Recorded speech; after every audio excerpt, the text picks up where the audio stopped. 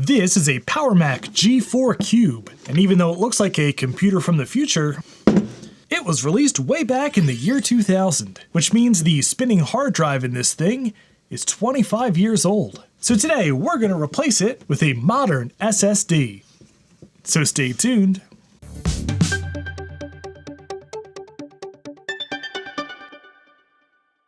And if you enjoy weird computers, weird operating systems, and general shenanigans, I hope you'll consider subscribing to the channel.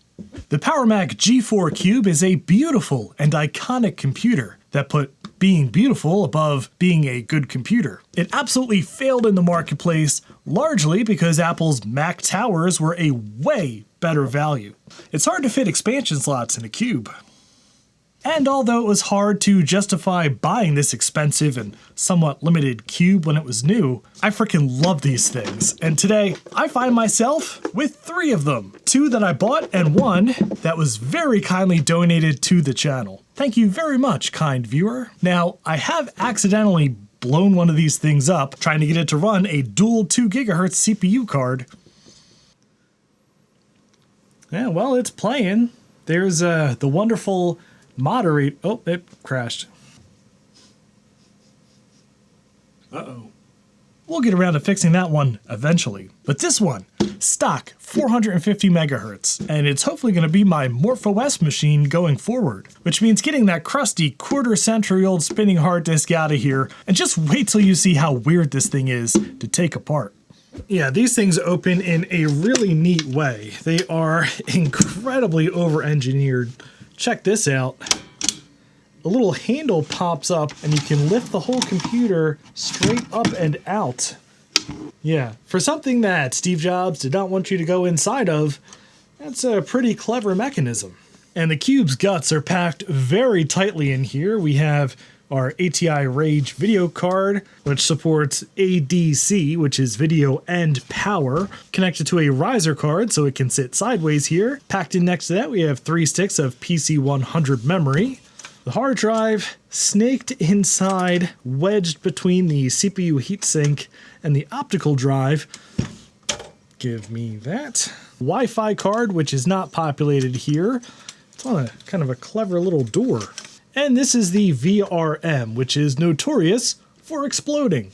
Now we have to do a little bit of digging to free the hard drive from its metal prison here. Not too difficult, but definitely a bit of a puzzle.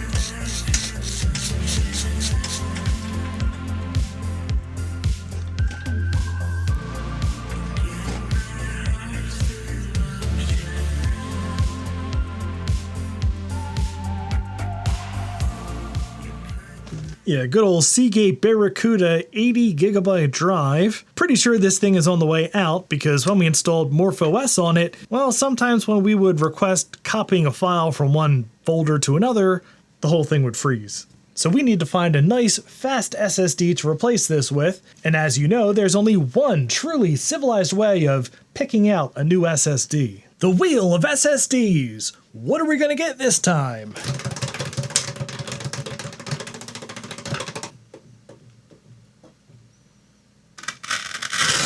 And we've scored ourselves a nice Inland Professional 120 gigabyte SSD. It would be nice to put this little heatsink spacer thing back in there. So I've got one of these brackets, and we're gonna see if this fits. Right after this quick word about today's sponsor, Delete Me.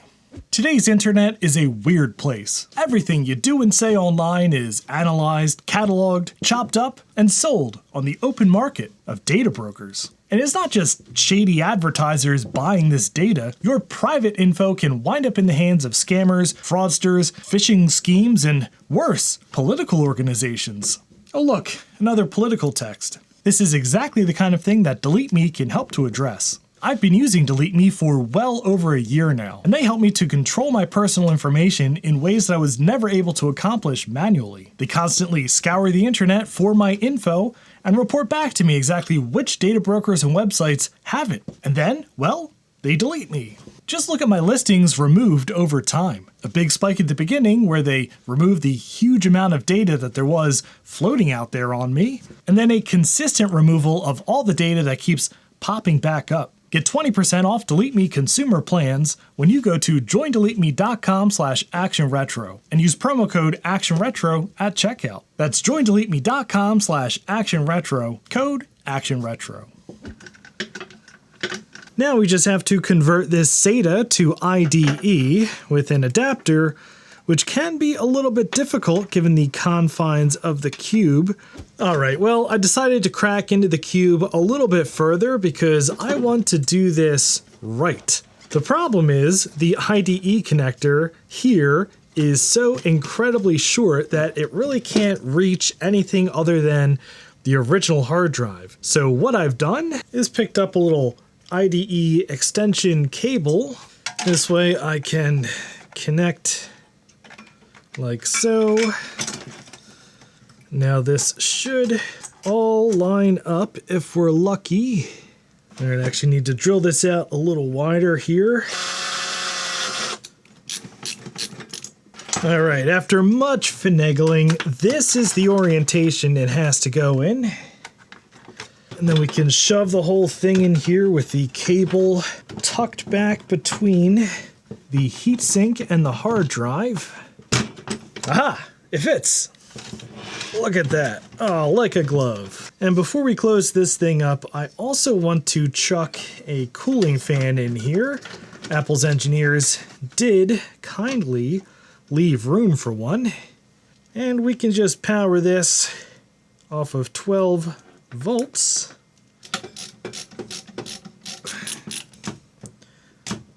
That's probably fine. Let's max out the RAM. I've got 3 512 meg sticks.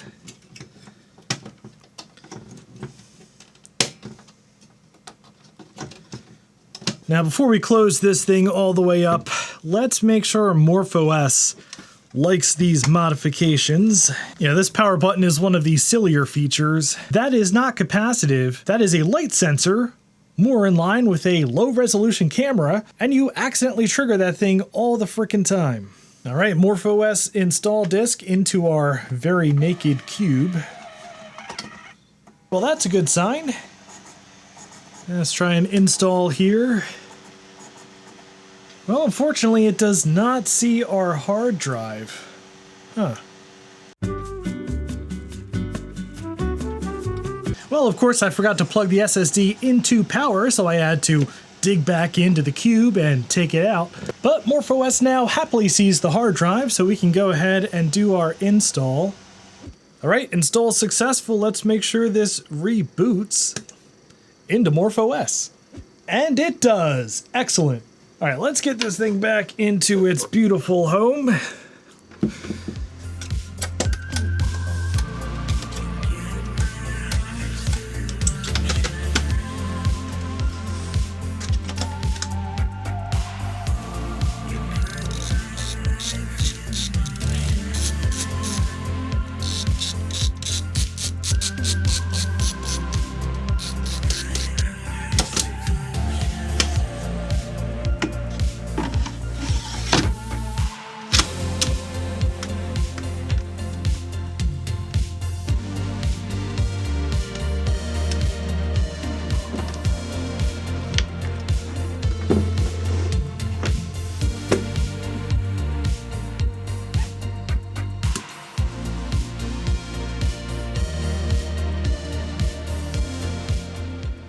And there she is, my MorphOS G4 Cube, booting off of an SSD with maxed out memory. And if you've never heard of MorphOS, well then you haven't watched my last video. It is an incredibly cool, modern operating system for PowerPC Macintosh and some other PowerPC boards, which is very special because almost no modern operating systems still support the PowerPC Macintosh. And even more special, it is a re-implementation of an Amiga OS type system, essentially turning your Power Mac into an Amiga. Let's just see if the system is working properly now that we have an SSD in it. All right, the incredibly impressive MorphOS web browser based on WebKit Wayfarer seems to work fine. So a big problem with the crappy old spinning hard drive is that dragging a file from one folder to another appeared to have crashed the system. Let's see if that has been taken care of with the SSD. It has. Yes. It is alive and well.